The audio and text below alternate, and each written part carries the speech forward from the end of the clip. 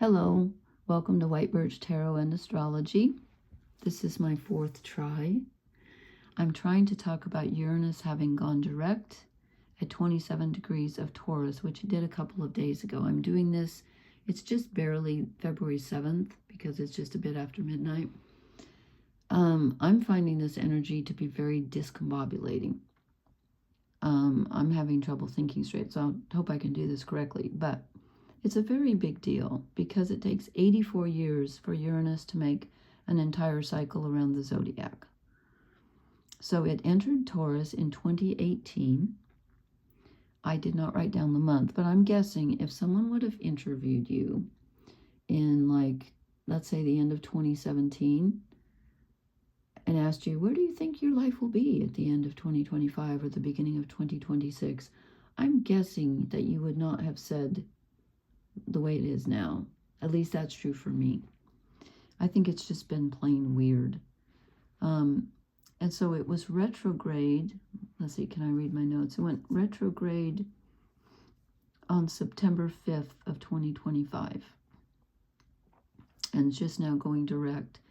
So here's my take on it. It did lots of things, but when Uranus is in Taurus, it affects us on a very physical level. We've had lots of, weird storms and earthquakes and things, and with climate change, we probably still will, but we've had some real whoppers of earthquakes and things.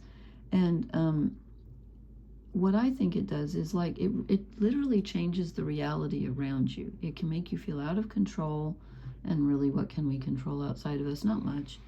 But it can, on a very physical level, it can affect you. It's almost like having your finger stuck in a light socket. You might have felt more anxious or more just like kind of unsure of things. And then when it went retrograde, which started on, okay, I wrote this down, went retrograde on September 5th of 2025. So, and it's just now going direct. So probably starting, I don't know if you felt that or not, but when it goes retrograde in Taurus, it eases up the tension just a bit. It's almost like when Uranus enters Taurus, it's kind of like the world changes and you're trying to learn a new language almost with things around you. Then when it goes retrograde, some of the pressure's off a bit, for me anyway, and you think, oh, I got this, I can do this, I feel comfortable again in my life, I'm starting to get comfortable. Then when it goes direct again in Taurus, it's almost like the rug gets pulled out from under us. It's like, oh, you get to learn another language. Or the other thing I feel is like things become more real. Whatever changed for you starting in 2018, it feels more real. It's like, oh, this isn't going away. This wasn't temporary. This has changed. It's yet another place in our lives where we have to allow for change and let go of things, because when Uranus enters Gemini, which I wrote down, will happen on April 25th.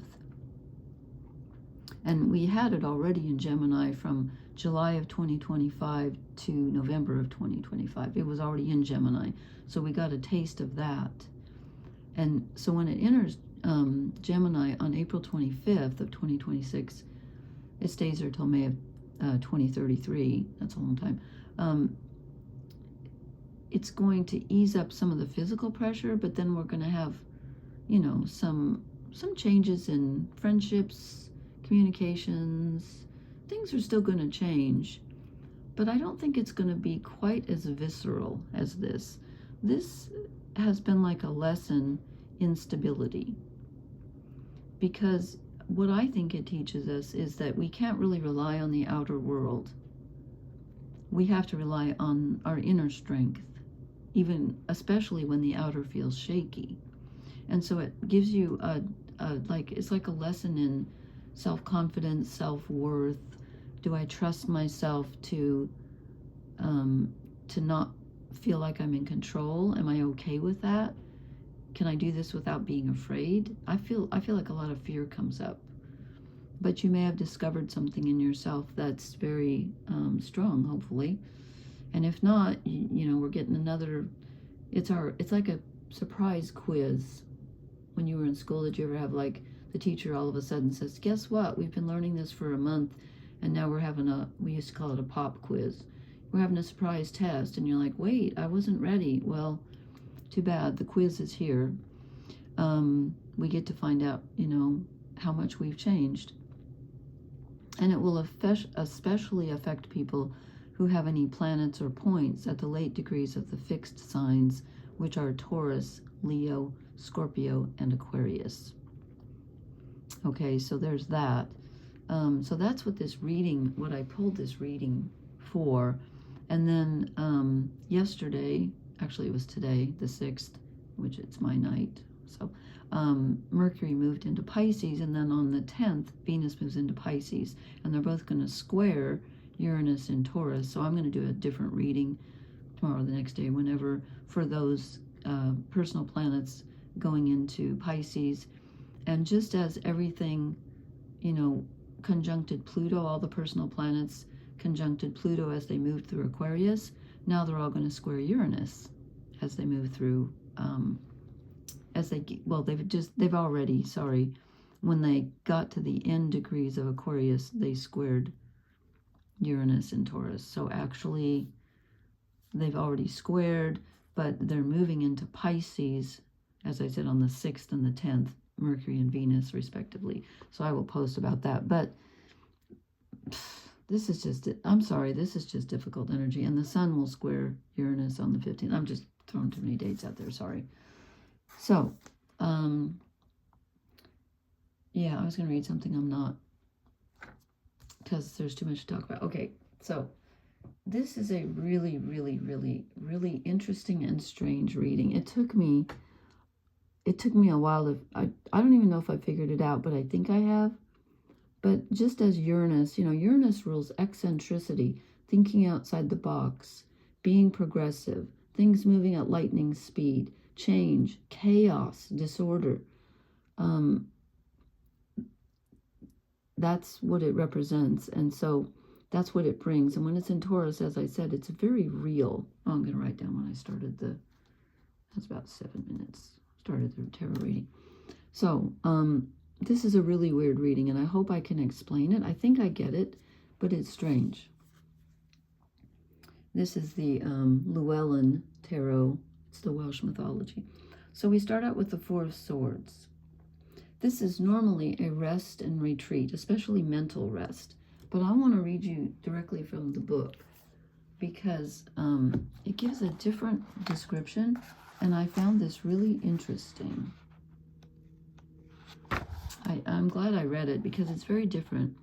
It says reprieve, vigil, withdrawal and silence, waiting, isolation and asylum, existence taking on a surreal feeling as if one is veiled from life, a seemingly death-like sleep phase in life, but a time which incubates future dreams, exile, a freeze on life protecting one from injury or self-destructive behavior, convalescence, recovery, keeping hidden, protection in silence, possibly being forsaken, hospital stay or finding sanctuary. That is very weird.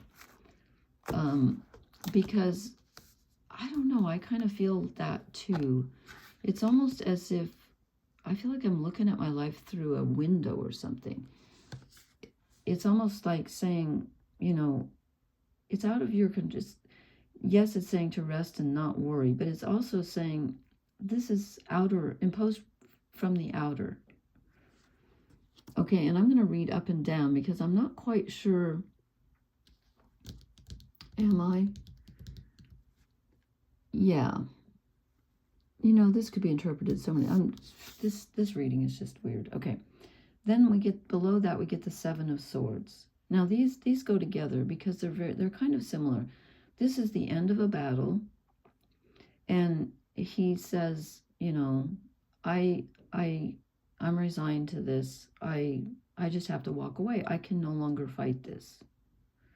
And as I was pulling the cards, I was thinking about the top row being us and the bottom row being relationships, but they're so similar.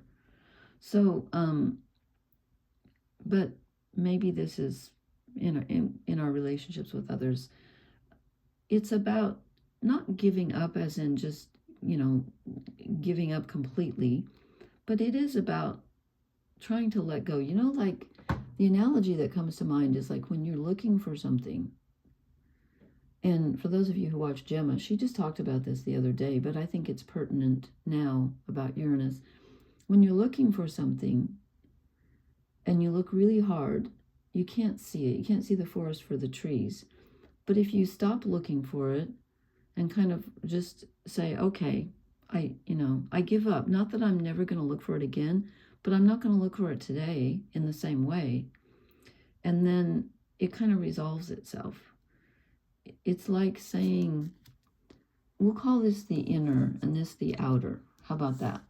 So we take a reprieve, but we're forced to. I'm not sure that we're choosing this, but everything feels frozen. Our willpower, our agency feels frozen.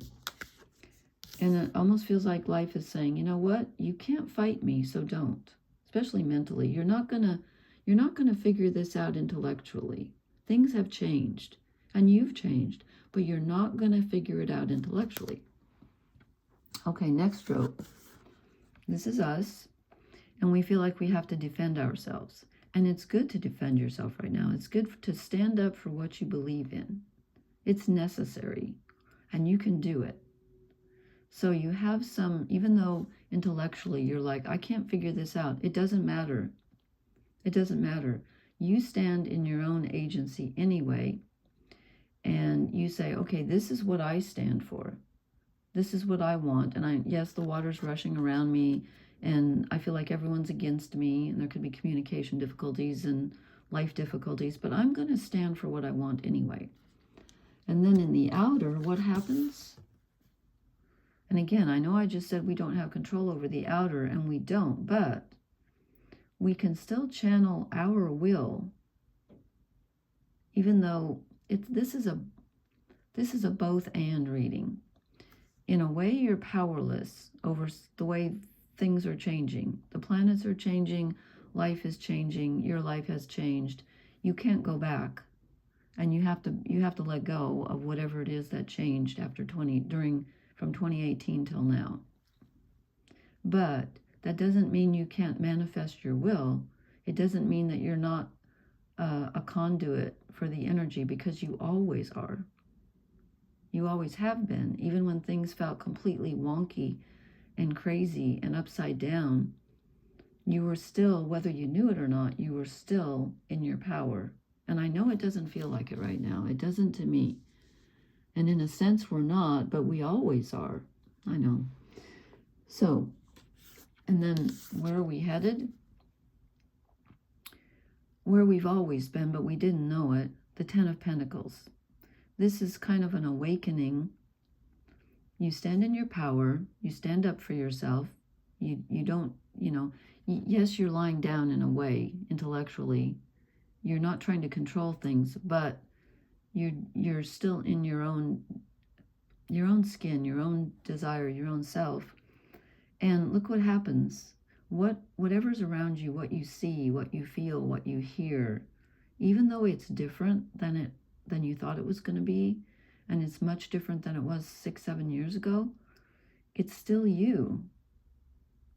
It can still be fulfilling. You just need to, quote, realize it.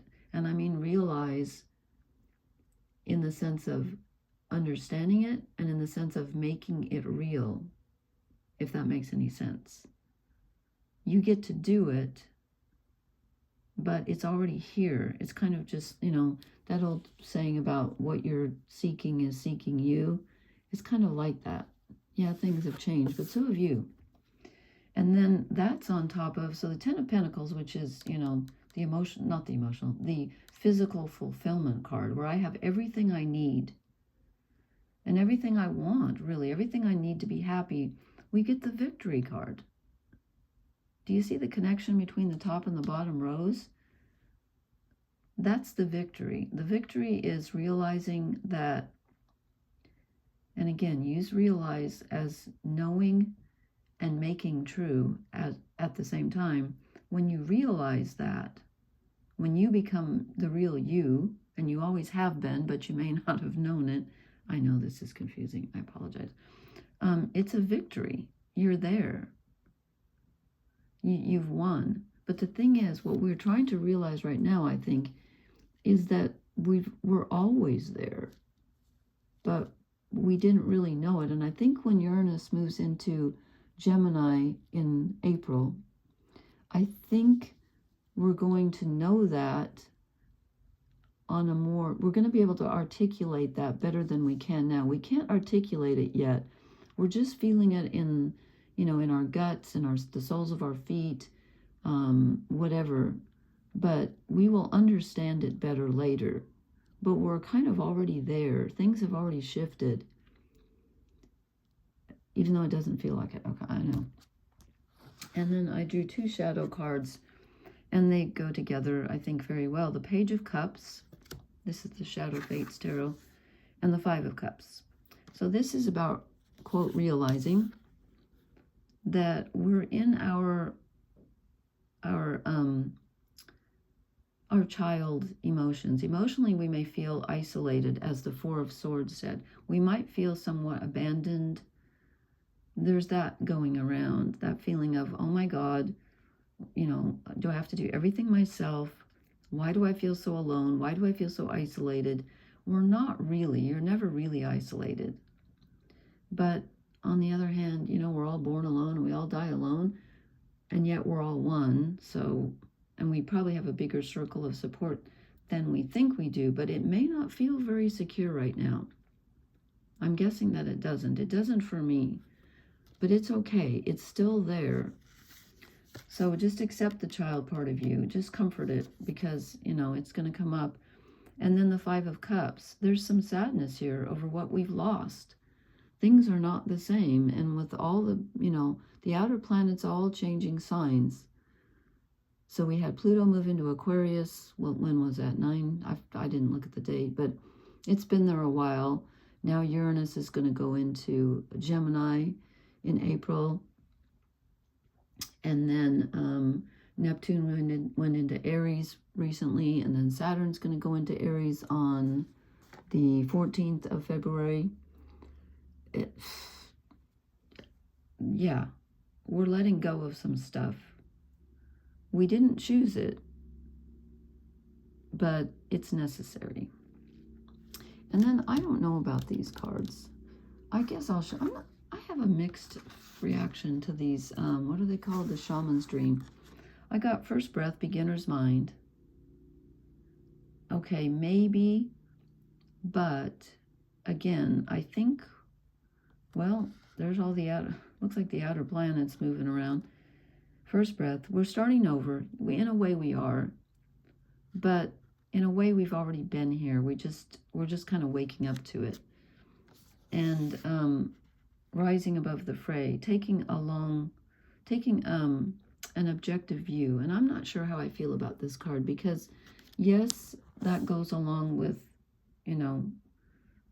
don't try to figure it out. But I think this is more about Uranus moving into Gemini. I don't think this is time to, I don't think it's time to distance ourselves. I think it's time to become accustomed. Maybe you have to first distance yourself before you can become accustomed to this new feeling. It's as I said, Uranus in Taurus is very gut level. So there have been changes, and we need to inhabit those changes. We need to be ourselves in spite of the changes. And when you work with the changes, instead of resisting them, or, well, I'm not explaining this very well, it turns out okay. It's an adjustment process.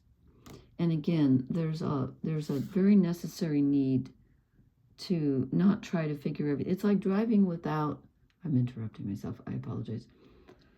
It's like driving without a road map.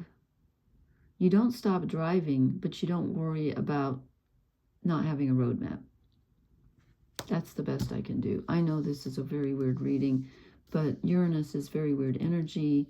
And when it comes to the end of a sign like this, things are strange. So please leave me a comment. Let me know if this resonated, because I really want to know what you think. And please hit the like, share, and subscribe buttons. And I will post in a couple days about Mercury and Venus both entering Pisces. So here comes more emotion, as if we don't have enough, right?